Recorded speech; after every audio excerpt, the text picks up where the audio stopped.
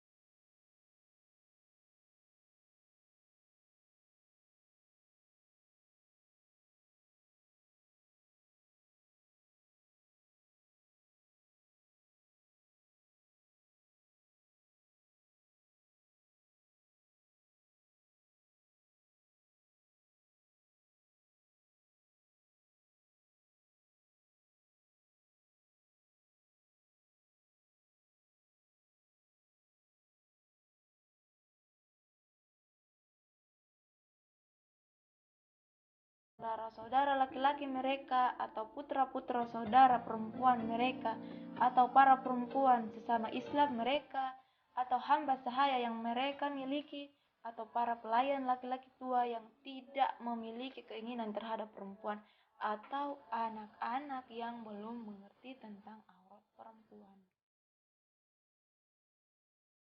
Pada asbabun nuzul ayat ini, teman-teman bisa melihat bahwa Muqatil berkata, dikabarkan kepada kami bahwa Jabir bin Abdullah mengatakan bahwa Asma bin Marsad berada di kamarnya. Kemudian para perempuan masuk ke sana tidak menggunakan kain sarung sehingga terlihat gelang kaki mereka, bahkan bagian dada mereka juga terlihat. Asma berkata, betapa buruknya hal ini. Maka Allah Subhanahu wa taala menurunkan ayat ini.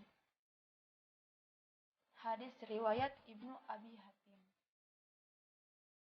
Baiklah, teman-teman, itulah perbedaan antara hijab, jilbab, kerudung, dan khimar. Jadi teman-teman bisa melihat di poin keberapa sekarang teman-teman berada. Setelah panjang lebar saya menjelaskan perbedaan dari beberapa poin yang saya sebutkan tadi, sekarang kita akan masuk kepada pembahasan mengenai tema cerita kita hari ini, yaitu hijabilah dirimu dengan jilbabmu. Mungkin untuk hijabilah dirimu dengan jilbabmu ini sudah tidak asing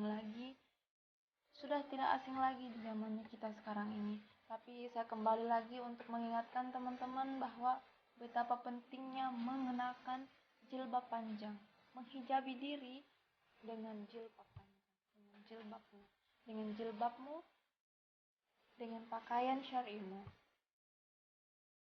Dalam Islam, wanita-wanita muslim yang sudah balik atau sudah mendapatkan menstruasi pertamanya, maka mereka wajib memakai jilbab atau khimar.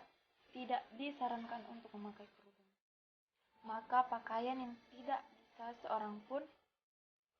memakai pakaian yang tidak bisa seorang pun melihat lekuk tubuhnya kecuali orang-orang yang sudah Allah tetapkan di Al-Quran surah An-Nur ayat ke-31. Teman-teman, tahukah kita betapa besarnya murkanya Allah kepada wanita-wanita yang tidak menutup auratnya? Tidak takutkah kita akan murkanya Allah karena kita selain durhaka kepada Allah, kita juga durhaka kepada orang tua kita. Jangan relakan rambutmu yang indah, lekuk tubuhmu yang indah, dan perhiasan-perhiasan indahmu yang lain dinikmati oleh yang diharamkan bagimu. Satu helai rambut yang terlihat darimu dengan sengaja, maka balasannya 70.000 tahun di neraka. Bayangkan jika semua helai rambutmu terlihat, berapa puluh tahun kita akan tinggal di neraka. Na'udzubillah min dzalik ya Allah. Coba teman-teman hitung berapa helai rambut yang ada di kepala teman-teman sekalian, dan coba hitung sudah berapa hari, berapa bulan, atau berapa tahun teman-teman tidak menutupnya. Bayangkan lagi jika tiba-tiba Allah menyuruh malaikat pencabut nyawa untuk mencabut nyawa kita di saat kita masih menikmati fananya dunia dengan berpakaian yang diharamkan oleh Allah. Na'udzubillah min dzalik ya Allah. Sayyidina Ali radhiyallahu anhu menceritakan suatu ketika melihat Rasulullah sallallahu alaihi wasallam menangis manakala ia datang bersama Fatimah. Lalu keduanya bertanya kepada Rasulullah, "Mengapa Rasulullah menangis?" Beliau menjawab, "Pada malam aku diisrakan, aku melihat perempuan-perempuan yang sedang disiksa dengan berbagai siksaan. Itulah sebabnya mengapa aku menangis, karena menyaksikan mereka yang sangat berat dan mengerikan siksanya." Putri Rasulullah kemudian menanyakan apa yang dilihat oleh ayahnya. "Aku melihat ada perempuan digantung rambutnya, otaknya mendidih. Aku melihat perempuan digantung lidahnya, tangannya diikat ke belakang dan timah cair dituangkan ke dalam tengkoraknya. Aku melihat perempuan tergantung kedua kakinya dengan terikat tangannya sampai ke ubun-ubunnya.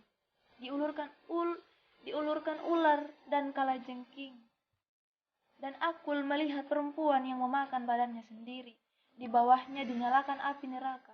Serta aku melihat perempuan yang bermuka hitam memakan tali perutnya sendiri.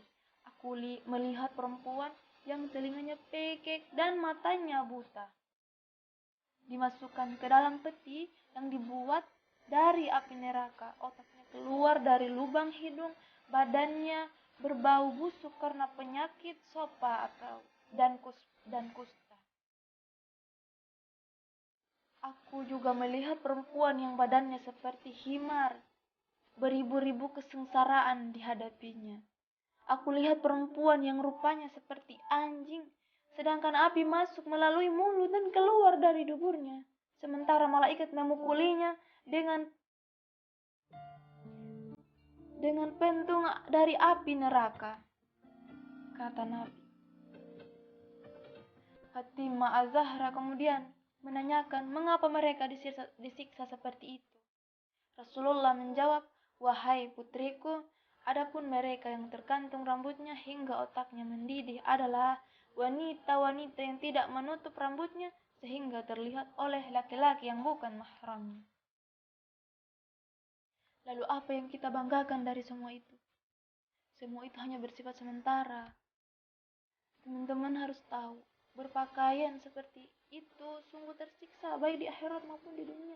Coba lihat, di saat memakai pakaian terbuka, kita harus terlihat anggun setiap harinya. Orang-orang harus melihat bahwa kitalah yang tercantik ataupun yang terindah. Tapi memang betul yang dibilangkan orang, bahwa tidak harus cantik untuk dilihat banyak orang. Tetapi jika memang kadang juga ada yang memiliki niat seperti itu, kadang ada juga yang memiliki niat harus cantik dan harus dilihat oleh orang. Tapi kalau memang betul niatnya adalah cantik, tidak harus untuk semua orang, maka cobalah untuk memakai pakaian yang Allah halalkan bagi kita. Selain pakaian itu berpahala, pakaian itu menyelamatkan kita dari siksa dunia maupun akhirat. Bukan hanya kita sendiri saja, tetapi orang-orang yang sudah Allah sebutkan dalam Quran surah An-Nur ayat 31. Dan jangan pernah bosan untuk membahas atau mencari tahu tentang jilbab atau pakaian-pakaian yang Allah halalkan bagimu. Amalanmu tergantung dari bagaimana niatmu terhadap yang kamu lakukan. Pencarianmu terhadap sesuatu yang halal bagimu akan menjadi amal bagimu baik di dunia maupun di akhirat. Ikhtiarmu terhadap yang baik-baik akan mendatangkan pahala untukmu dan keluarga kandungmu tentunya. Ada banyak pembahasan mengenai sesuatu yang dihalalkan bagi kita baik dari Al-Quran dan As-Sunnah serta dari para syekh, kemudian dari para ulama-ulama besar di dunia dan para ustaz atau ustazah dan para guru-guru agama yang paham terhadap sesuatu yang Allah halalkan bagi kita, salah satunya mengenai jilbab. Jadi saya sarankan untuk teman-teman yang belum memakai hijab atau baru mau belajar memakai jilbab dengan menggunakan khimar, ayolah kita sama-sama untuk memakai pakaian syar'i, pakaian yang menutupi sesuatu yang Allah haramkan bagi orang-orang untuk melihatnya dari kita. Pakaian itu sangat mulia, teman-teman sekalian. Pakaian menutup aurat itu sangat mulia. Allah memuliakan kita. Allah memuliakan wanita dalam Islam. Jadi kita itu mulia dengan pakaian kita. Jadi saya sarankan kepada teman-teman baik yang baru belajar ataupun yang belum memakai ataupun yang baru belajar, saya sarankan untuk memakai jilbab secara pelan-pelan. Kemudian ikuti prosesnya, ikuti prosesnya dengan baik. Dan jangan pernah takut. Jangan pernah takut. Jangan pernah takut untuk memakai sesuatu yang Allah halalkan bagimu. Karena pakaian terindahmu di dunia adalah jilbab, dan pakaian terindahmu setelah dunia adalah kain kafan dan amal-amal perbuatanmu. Jadi, untuk itu saya mohon, saya harap kepada teman-teman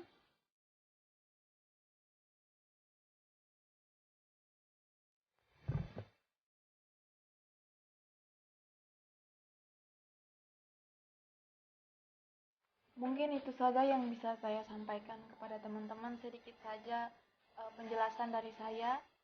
Untuk lebih jelas atau mau mendapatkan banyak lagi pengetahuan, teman-teman bisa menonton banyak kajian-kajian dari YouTube atau sosial media teman-teman, atau mengikuti kajian-kajian lain secara langsung, atau bisa juga bertanya kepada gurunya teman-teman yang paham tentang ilmu agama.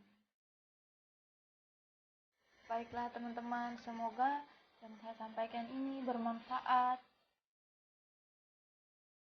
baik untuk pribadi saya sendiri dan teman-teman. Wallahu a'lam. Terima kasih teman-teman sudah mau menonton video aku sampai selesai. Meskipun panjang videonya, alhamdulillah teman-teman istiqomah menonton videonya sampai selesai. Agar video ini atau ilmu ini tidak berhenti saja kepada teman-teman ataupun saya sendiri, maka saya harapkan kepada teman-teman untuk membagikan video ini. Jika video ini bermanfaat, bagikanlah kepada teman-teman yang membutuhkan. Ataupun yang kalaupun juga teman-teman yang belum membutuhkan, bagikan saja. Siapa tahu kita tidak tahu kan, Allah Maha Pembolak-balik hati. Maka siapa tahu setelah mereka tidak butuhkan itu, tiba-tiba ada bisikan dalam hati untuk membutuhkan itu. Seperti itu. Oke teman-teman, jazakumullahu khairan katsiran. Wassalamualaikum warahmatullahi wabarakatuh.